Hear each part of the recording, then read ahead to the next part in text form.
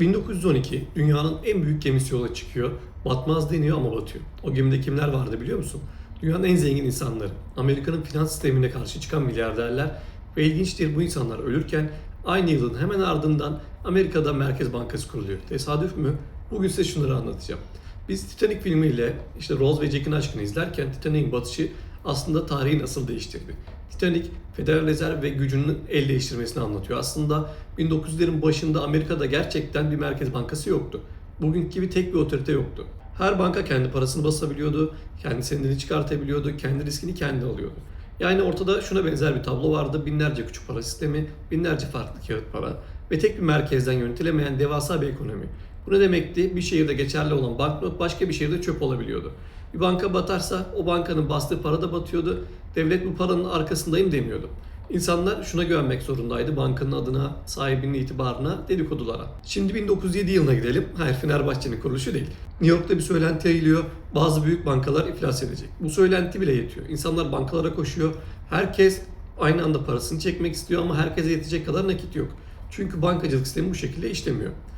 Toplanan paraların büyük bir kısmı kredi olarak veriliyor. Yani ortada bir para yok aslında. Sonuç olarak da bankalar kapılarını kilitliyor, ödemeleri durduruyor, şubeler önünde kuyruklar oluşuyor, borsada bir panik oluyor ve şirketler maaşını ödeyemez hale geliyor, fabrikalar üretimi yavaşlatıyor, ülke resmen kilitleniyor. Peki devleti bu durumdan kim kurtarıyor? Devlet değil, JP Morgan. O dönemin en güçlü bankacısı. Kendi parasını ortaya koyuyor, diğer zenginleri topluyor, bankalara geçici fon sağlıyor. Yani Amerika'yı bir merkez bankası değil, özel bir bankacı kurtarıyor. Ve işte o gün soru yüksek sesle sorulmaya başlanıyor: koskoca ülke bir kişinin insafına bırakılmalı mı? Buraya kadar Amerika'yı kurtaran bankacı videomda anlatmıştım zaten. Bundan sonrasını ise ilk defa konuşacağız. İşte burada Amerika ikiye bölünüyor. Bir taraf diyor ki Merkez Bankası şart. Çünkü kriz anlarında para basacak biri olmalı, bankalara acil likitte sağlanmalı, sistem tek elden yönetilmeli. Diğer taraf ise diyor ki bu çok tehlikeli çünkü para basma gücü en büyük güçtür. Bu gücü alan ülkeyi yönetir. Eğer bu güç özel bir bankanın elinde olursa demokrasi kağıt üstünde kalır. Yani tartışma şuydu: Merkez Bankası mı yoksa finansal diktatörlük mü? Bazıları şunu savunuyordu: Merkez Bankası devletin olmalı. Bazıları ise şunu istiyordu: Merkez Bankası olsun ama özel sektör yönetsin. Bazıları da tamamen karşıydı, hiç kurulmasın. İşte Titanic'e binecek olan bazı milyarderler de bu üçüncü gruptaydı. Yani hiç kurulmasın diyorlardı. Ve işte hikaye tam da burada karanlıklaşmaya başlıyor. Şimdi karşımıza 3 isim çıkıyor. Bunlar sıradan zenginler değiller. Amerika tarihinin en güçlü servet sahipleri. İlk isim John Jacob Astor. Yani gayrimenkul sahibi, otellerin sahibi, medyanın, demiryollarının, sanayinin içinde. O dönemde Amerika'nın en zengin insanı olarak geçiyor. Astor'un savunduğu şey şu: para basma gücü birkaç bankacının eline bırakılamaz. Astor'a göre parayı devlet kontrol etmeli, bankalar sadece aracılık yapmalı. Çünkü Astor şunu görüyordu: eğer özel bankalar para basarsa önce kendilerine kredi verirler, sonra halka borç olarak satarlar. Yani sistemi kendi lehlerine kurarlar.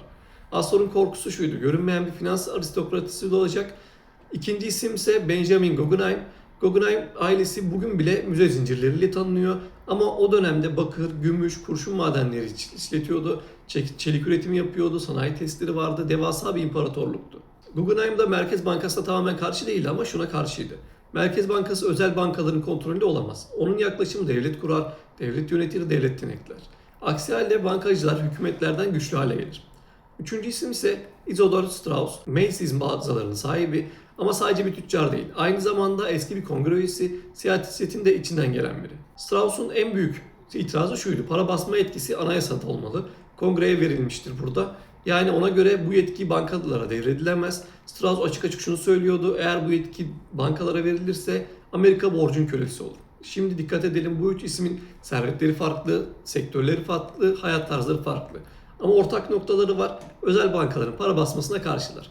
Merkez Bankası fikrine şüpheyle bakıyorlar. Devlet ağırlıklı bir sistem istiyorlar ve bir ortak nokta daha var: 1912 Nisan ayında aynı gemiye biniyorlar, Titanic. Ve o yolculuktan geri dönmüyorlar. Astor'un cesedi günler sonra bulunuyor. Guggenheim gemide kalmayı tercih ediyor. Strauss eşiyle birlikte filikaya binmeyi reddediyor. Üçü de ölüyorlar. Fed'e karşı çıkan en güçlü üç servet sahibi aynı yıl, aynı gemide, aynı kazada hayatını kaybediyor. Tesadüf mü yoksa tarihin garip bir şakası mı? Şimdi kamerayı gemiden çevirip gemide olmayan birini çeviriyoruz: JP Morgan. O dönemin en güçlü bankacısı, en büyük finansörü, en geniş bağlantı alanına sahip insanı. Ve çok kritik bir detay var: Titanic'in ana finansörlerinden bir tanesi. Yani bu geminin yapılmasını mümkün kılan adamlardan bir tanesi. Normal şartlarda bu yolculukta olması bekleniyordu. Hatta ilk yolcu listelerinde adı vardı ama yolculuğa günler kala ismi listeden çıkarılıyor. Çünkü resmi açıklamada sağlık sorunları nedeniyle seyahatten vazgeçti deniyor. Mantıklı mı bakarsak kısmen. Ama işin tuhaf kısmı burada başlıyor. Aynı tarihte Morgan'ın Fransa'da lüks bir sahil kasabasında tatil yaptığına dair kayıtlar ve fotoğraflar bulunuyor. Yani yatakta hasta değil, dinlenme tatilinde. Morgan gemiye binmek zorundaydı ama binmedi.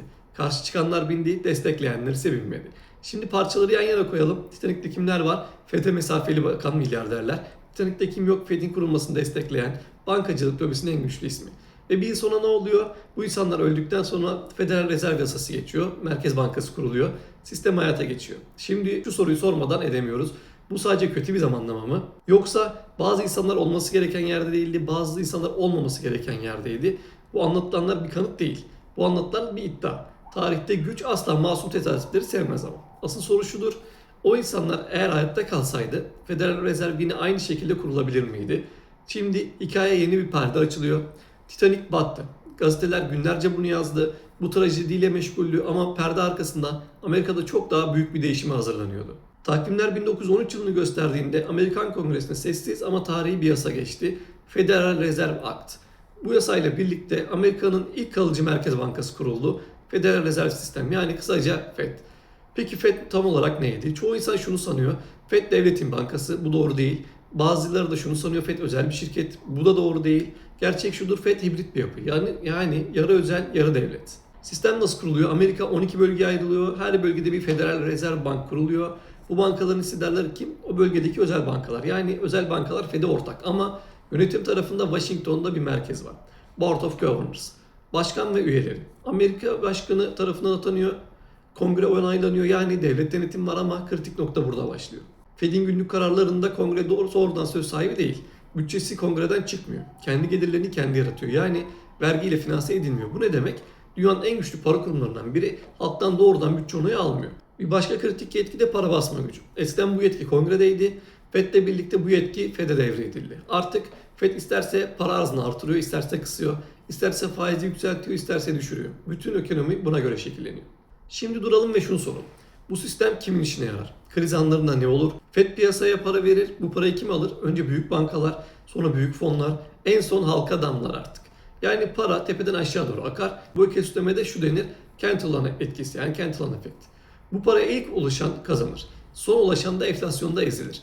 İşte bu yüzden bazı insanlar şunu söyler. FED devlet değildir. FED özel de değildir. FED finansal elitlerin kontrol ettiği bir merkezdir. Bu bir iddiadır ama şurası tartışmasızdır.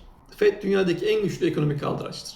Bu bölümü şu cümleyle kapatıyoruz. Titanic'ten sonra sadece bir gemi batmadı, eski para sistemi de battı. Yerine gelen şey ise dünyayı yöneten yeni bir mekanizma oldu. John Jacob Astor Titanic'teydi, Benjamin Guggenheim Titanic'teydi, Isidor Straus Titanic'teydi ve üçü de hayatını kaybetti. Bunlar belgeli. JP Morgan yolculuğu iptal ettiği de doğru, bu da belgeli. 1913'te Fed'in kurulduğu da doğru, belgeli. Şimdi en kritik cümle geliyor. Titanic'in özellikle bu insanları öldürmek için batırıldığına dair elimizde tek bir somut kanıt yok. Hiçbir belge yok, hiçbir itiraf yok. Hiçbir resmi kayıt da yok. Bu çok önemli. Titanic niye battı? İşte bugün kabul gören ana nedenler şunlar. Geminin çok hızlı gitmesi, buzdağı uyarıların ciddiye alınmaması, telsiz mesajların zamanında iletilmemesi, gövdedeki perçinlerin kalitesiz olması, acil durum prosedürlerinin yetersizliği. Yani bir zincirleme ihmal. Başka bir gerçek, o dönemde denizcilik sektörü bir yarış içindeydi. Kim daha büyük, kim daha lüks, kim daha hızlı. Titanic bu yarışın simgesiydi. Batmaz denmesi bile aslında insan kibrinin bir ürünü. Şimdi dürüst olalım, eğer gerçekten bu gemi planlı olarak batırılsaydı yüzlerce masum insanın da öldürülmesi gerekirdi. Kadınlar, çocuklar, mürettebat. Bu kadar büyük bir komplonun sessiz kalması neredeyse imkansız olurdu. Birileri konuşurdu, belgeler sızardı, bir itiraf gelirdi ama gelmedi. O yüzden net çizgiyi çiziyoruz. Titanic'in bilinçli olarak batırıldığı iddiası tarihsel kanıta dayanmayan bir komplo teorisi. Bu cümle videonun omurgası ama burada küçük bir ama var. İnsanlar şunu sormakta da haklı. Nasıl oluyor da FED'e karşı çıkan güçlü isimler ölüyor, FED'i destekleyen güçlü isimler hayatta kalıyor ve hemen ardından sistem kuruluyor. Bu soruyu sormak meşrudur ama cevabı bilmiyoruz. Dolayısıyla şunu söylüyoruz, burada kesinlik yok, burada şüphe var, burada zamanlama var ve zamanlama bazen insanı rahatsız eder. Hele günümüzde artık acımasızca insanları nasıl öldürdüğünü, belli amaçlar uğruna insanlar nasıl yok sayıldığı, hiçe sayıldığını, canlarının hiçe sayıldığını gördüğümüz için bu senaryo hiç de yabancı gelmiyor. Bana hiç de sahte gibi gelmiyor açıkçası. Gerçek tablo şu olabilir. Titanic bir kaza, Fed'in kurulması ise tarihsel bir zorunluluk. Ama bu iki olayın yan yana gelişi insan zihninde karanlık bir gölge bırakıyor. Şimdi büyük resme yukarıdan bir bakalım. 1900'lerin başı dünya tarım toplumundan sanayi toplumuna geçiyor. Fabrikalar büyüyor, demir yolları kıtaları bağlıyor. Şirketler ulus devletlerden büyük hale geliyor. Ve en önemlisi sermaye tarihte hiç olmadığı kadar yoğunlaşıyor. Eski para sistemi neye uygundu? Küçük bankalara, yerel ticarete, yavaş ekonomiye. Ama dünya artık hızlıydı, küreseldi, devasa ölçekliydi. Bu şu anlama geliyordu. Eski sistem bu yükü taşıyamazdı.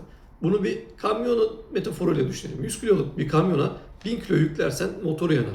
Amerikan finans sistemi de yanıyordu. 1907 krizi bunun sinyali. Yani şunu dürüstçe kabul edelim. Bir merkez bankası fikri mantıksız değildi. Hatta büyük ihtimalle kaçınılmazdı. Ama asıl mesele şu: merkez bankası olacak mı? Bu mesele değil. Asıl mesele nasıl bir merkez bankası olacak ve kim kontrol edecek? Tarihte çoğu zaman şunu görürüz. Bir sorun çıkar, sorun gerçektir. Ama çözümü kim yazarsa sistemi o kazanır.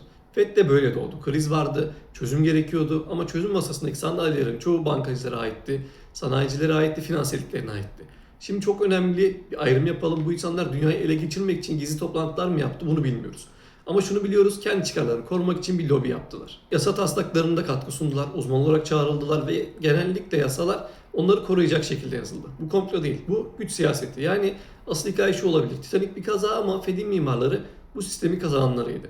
Kim kazandı? Büyük bankalar, büyük fonlar, büyük finans merkezleri. Kim kaybetti? Küçük bankalar, yerel işletmeler ve zamanla orta sınıf. Çünkü sistem şuna döndü: para önce büyük oyuncuya gider, sonra damla damla aşağı iner. Bu yapısal bir sorundur. Plan olmasa bile sonuç bu oldu. Bazen tarih şeytani planlarla değil, çıkarların doğal akışlarıyla şekillenir. Ve çıkarların aktığı yerde masumiyet nadir olur. Şimdi kamerayı 100 yıl ileri saralım. Titanic artık bir enkaz ama FED hayatta ve her zamankinden daha güçlü.